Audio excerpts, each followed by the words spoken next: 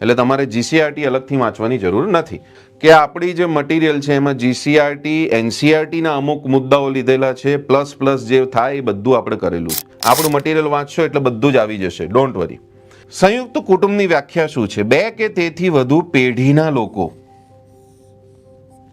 એક જ છત નીચે રહે છે. જો હવે આમાં છે ને દોસ્તો, પેપર ઇઝી નીકળે છે તો વાંધો નથી, પણ અમારે તમને એવી રીતના તૈયાર કરવા છે, આરંભ એકેડમીએ તમને એ રીતના તૈયાર કરવા છે કે 14મી ડિસેમ્બરે જો અઘરું પેપર આવે તો પણ તમને લોકોને આવડવું જોઈએ.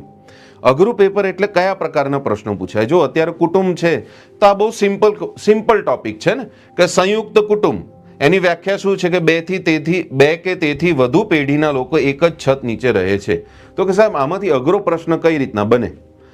અઘરો પ્રશ્ન એવી રીતના બનશે કે જો સેન્ટ્રલ લેવલની સીટેટ લેવલનું થોડુંક લેવલ જો આ લોકો આ વખતે લાવી દે, અને મારું એવું માનવું છે કે આ વખતે આવશે, પણ એનાથી મૂંઝાવાની જરૂર નથી. આપણે તૈયારી એ લેવલની કરીશું એટલે પરીક્ષા 100% પાસ થશે. તો અઘરું પેપર આવે ને એટલે અઘરું પેપર લાવવાનું એક રીત શું છે તો કે જ્યારે તમને પ્રશ્ન પૂછે ને એ પ્રશ્નમાં એ લોકો શબ્દોની રમત રમે, પેપર સેટર શબ્દની રમત રમે. હવે આમાં કેવી રીતના રમે હું તમને લાઈવ સમજાવું. 2 કે તેથી વધુ પેઢીના લોકો, બરાબર, તો કે સંયુક્ત કુટુંબ બાબતે કયા વિધાન સાચા છે? આ વખતે ધારો કે વિધાનવાળા પ્રશ્નો આવ્યા તો શું કરવું? તો એક વિધાન શું લખે ખબર છે?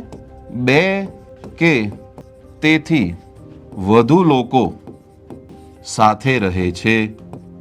એક ઓપ્શન આ હોય, 2 કે તેથી વધુ લોકો સાથે રહે છે. તો દોસ્તો આમાં છે ને હું કહું, ગેરંટી મારીને કહું, 70% વિદ્યાર્થીઓ ઉતાવળમાં આને સાચું ટીક કરીને આવશે કે આ સાચું વિધાન છે, પરંતુ આ વિધાન ખોટું છે. ધીસ ઇઝ રોંગ વિધાન. 2 કે તેથી વધુ પેઢીના લોકો, આ શબ્દ એમણે ગાયબ કરી નાખ્યો છે. જુઓ,